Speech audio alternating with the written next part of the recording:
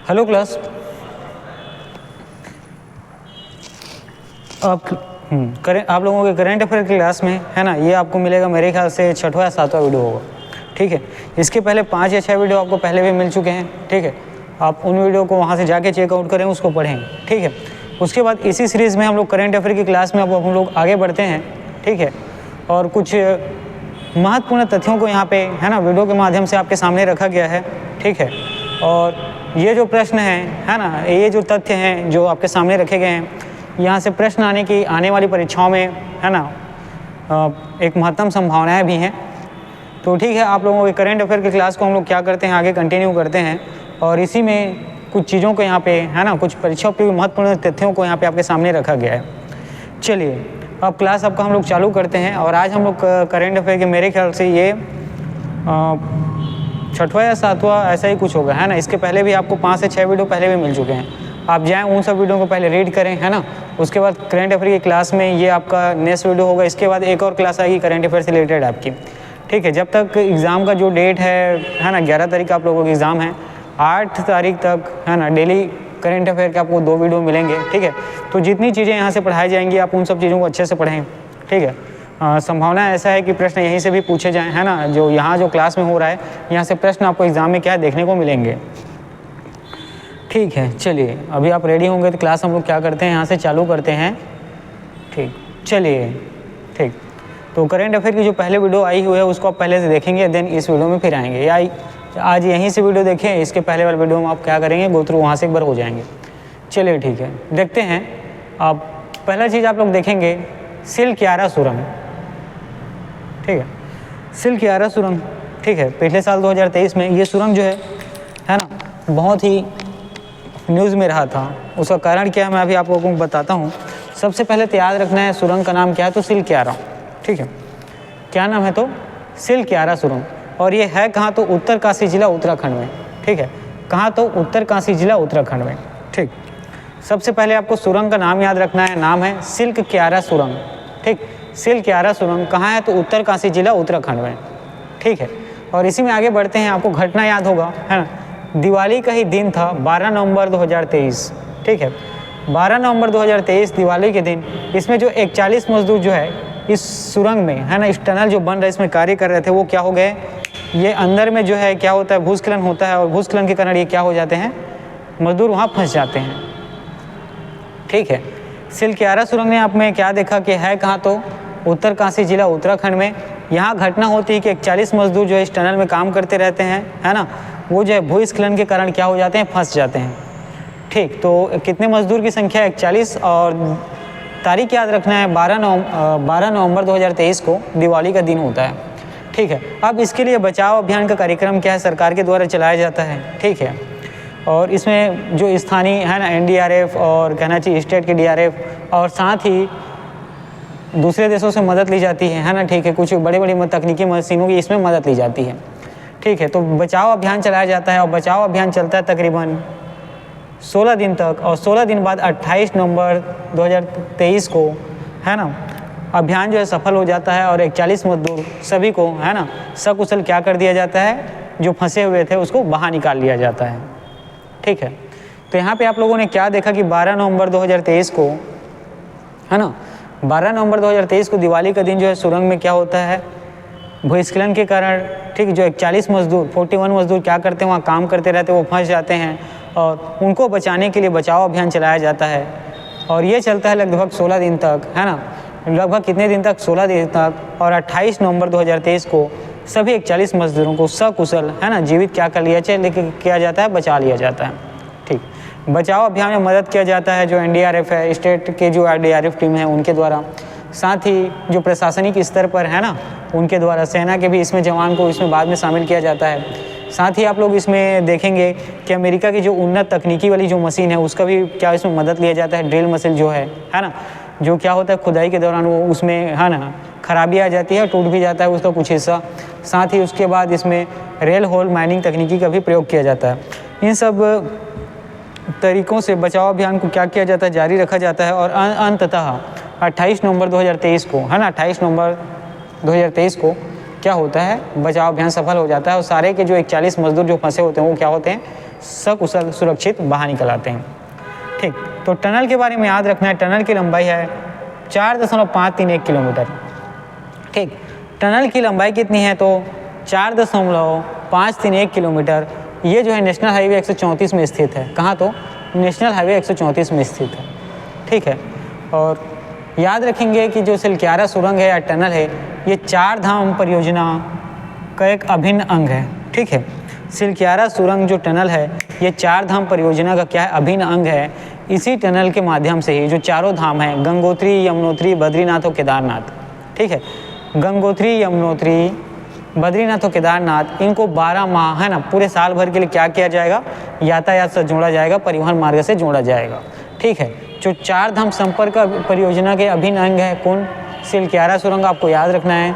साथ ही गंगोत्री, यमुनोत्री, बद्रीनाथ, केदारनाथ, इन चारों धाम को 12 वर्ष हर तरीके के मौसम में, है ना, होता क्या है कि इस समय जो है पहाड़ी पर ये स्थित स्थल है, यहाँ पे है ना भूस्खलन की समस्याएं होती हैं, कभी कभी बारिश बहुत तेज़ हो जाता है तो बाढ़ की भी समस्याएं होती हैं, जिससे क्या जो होता है जो यातायात मार्ग है वो अवरोध हो जाता है। ठीक है, कभी कभी यहाँ पे देखने को मिलता है कि तेज बर्फ़ भी है ना, बर्फ़ भी गिरता है। ठीक है, तो यहाँ पे आप लोगों ने क्या देखा कि जो सिलक्यारा सुरंग जो है 4 धाम संपर्क परियोजना का ये तो अभिन्न अंग है ना, चारों धाम को जोड़ने के लिए ये बहुत ही जरूरी क्या है, टनल है।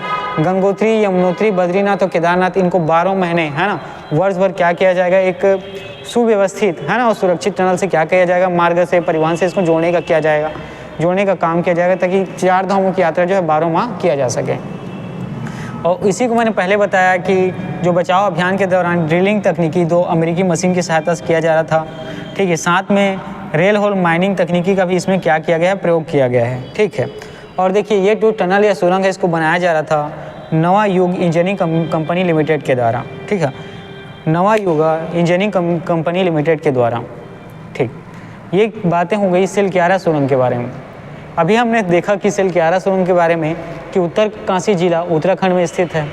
यहाँ घटना होता है 12 नवंबर 2023 को, दिवाली के दिन 41 मजदूर क्या होते हैं, फंस जाते हैं और इनके बचाव में अभियान चलाया जाता है। तकरीबन 16 दिन बाद 28 नवंबर 2023 को शाम को सभी 41 मजदूरों को सकुशल सुरक्षित क्या जीवित बाहर निकाला जाता है। टनल की जो लंबाई है वो 4.531 किलोमीटर और ये नेशनल हाईवे 134 में स्थित है। इस टनल का जो ये टनल जो है किसके परियोजना के अंतर्गत बनाया जा रहा है, तो याद रखना है 4 धाम संपर्क, चारों धाम को क्या करने के लिए, जोड़ने के लिए है, इनके बीच परिवहन संपर्क स्थापित करने के लिए वर्ष भर 12 माह साल भर। गंगोत्री, यमुनोत्री, बद्रीनाथ और केदारनाथ, साथ ही जो बचाव कार्य के दौरान ड्रिलिंग तकनीकी अमेरिकी कंपनी की सहायता से है ना, अमेरिकी मशीन की सहायता से और रेल होल माइनिंग तकनीकी का भी प्रयोग किया गया। नवयुग इंजीनियरिंग लिमिटेड लोगों के द्वारा किया गया था। ये टनल का जो काम है ये किया गया था, है ना, मतलब टनल जो बनाने का काम है वो नवयुग इंजीनियरिंग कंपनी लिमिटेड कर रहा था।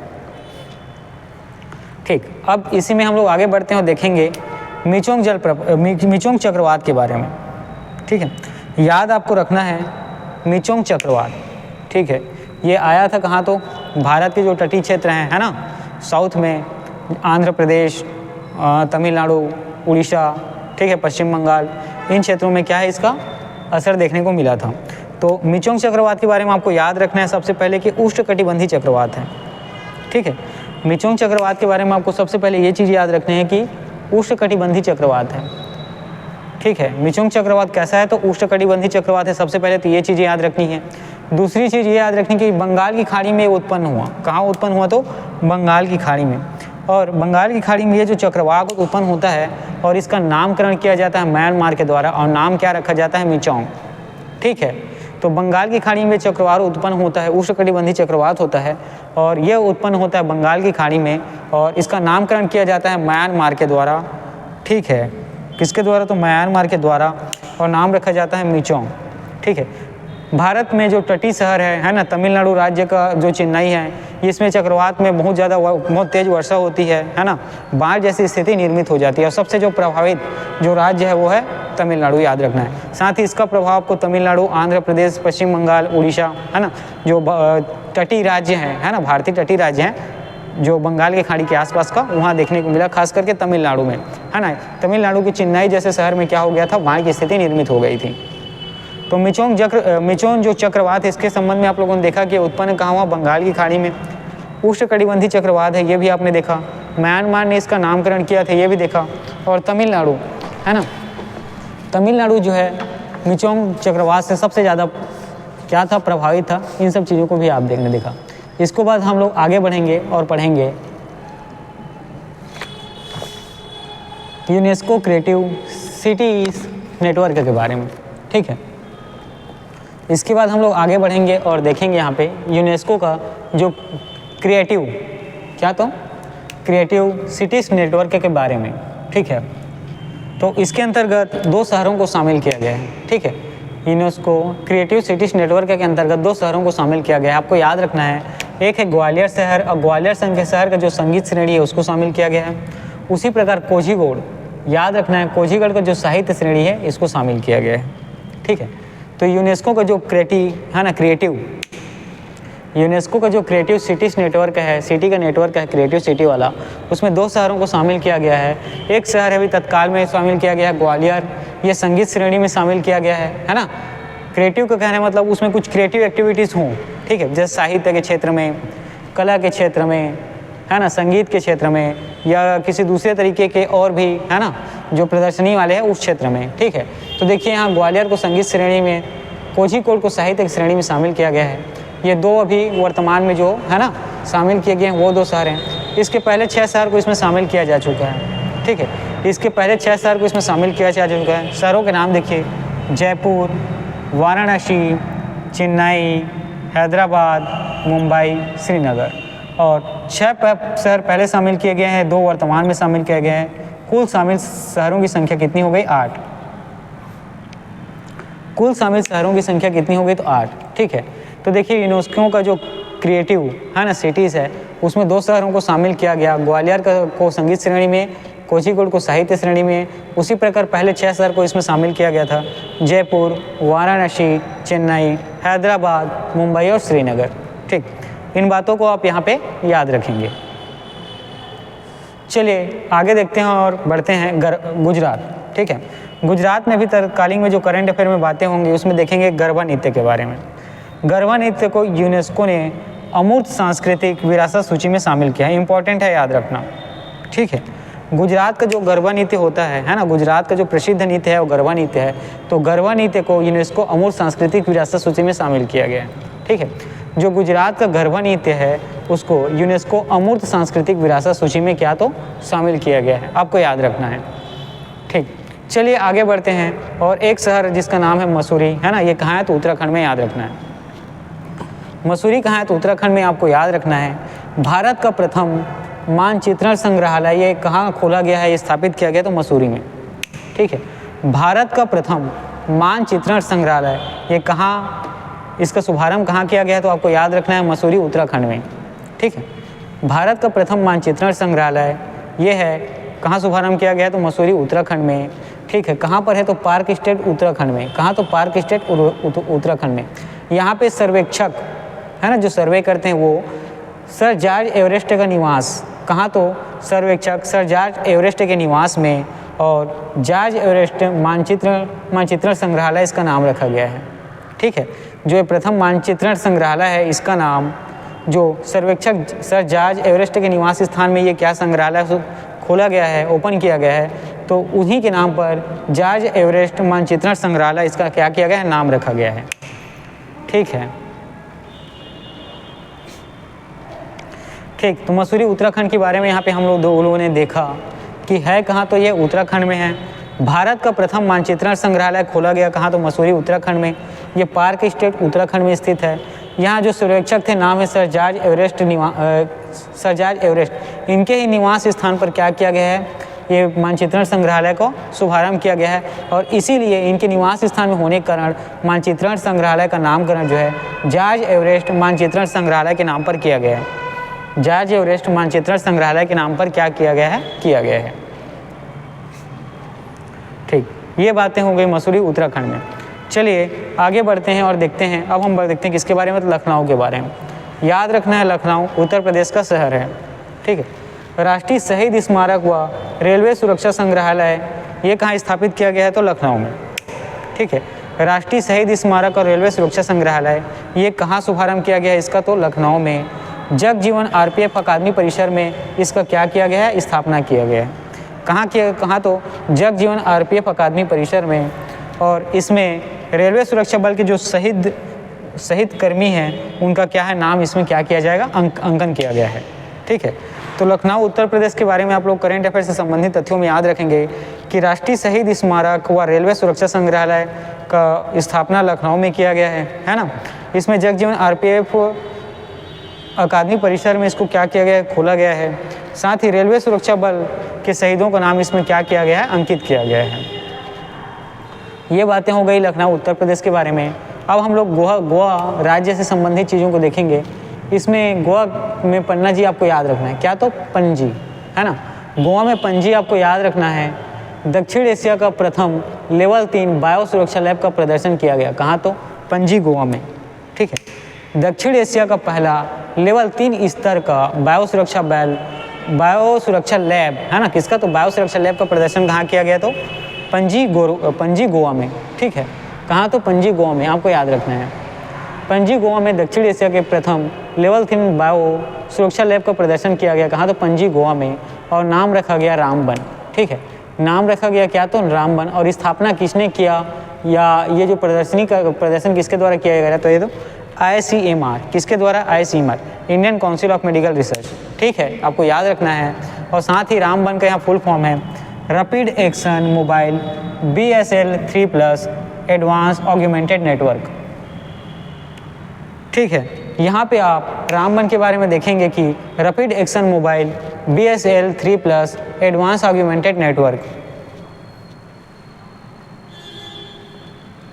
ठीक है, गोवा में देखा, गोवा के पणजी में दक्षिण एशिया का पहला लेवल 3 स्तर का बायो सुरक्षा लैब का प्रदर्शन किया जाता है। और किसके द्वारा? तो ICMR के द्वारा।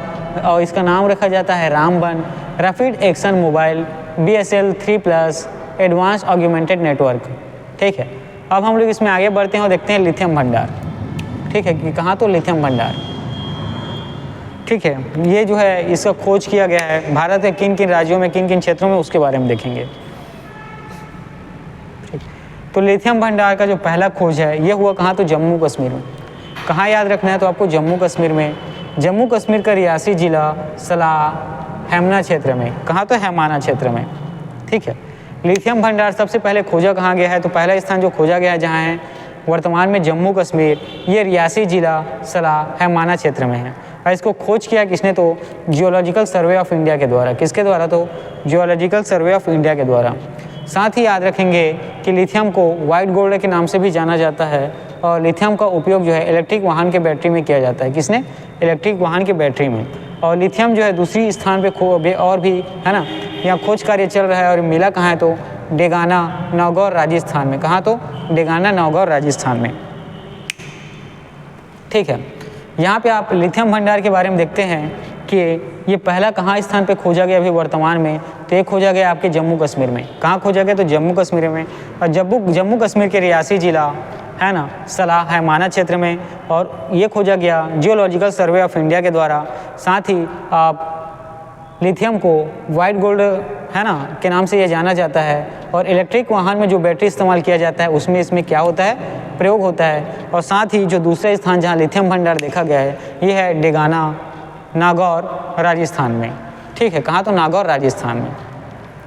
ठीक, चलिए अब आगे बढ़ते हैं। कुछ वन लाइनर, है ना, करंट अफेयर से संबंधित चीज़ें हैं, उसको देखते हैं कि विश्व में ताड़ पत्तों की पहली पांडुलिपि ये कहाँ तैयार की जा रही है? तो ये तिरुवनंतपुरम, केरल में। आपको याद रखना है। ठीक है, विश्व में ताड़ पत्तों की पहली पांडुलिपि जो है ये संग्रहालय में स्थापित की जाएगी। कहाँ? तो तिरुवनंतपुरम, केरल में।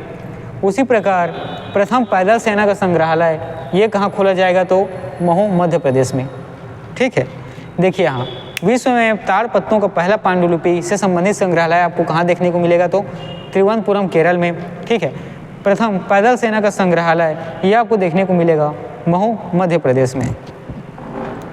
उसी प्रकार पहला मछली संग्रहालय व एक्वा पार्क ये आपको अरुणाचल प्रदेश में देखने को मिलेगा। इंपॉर्टेंट है ना।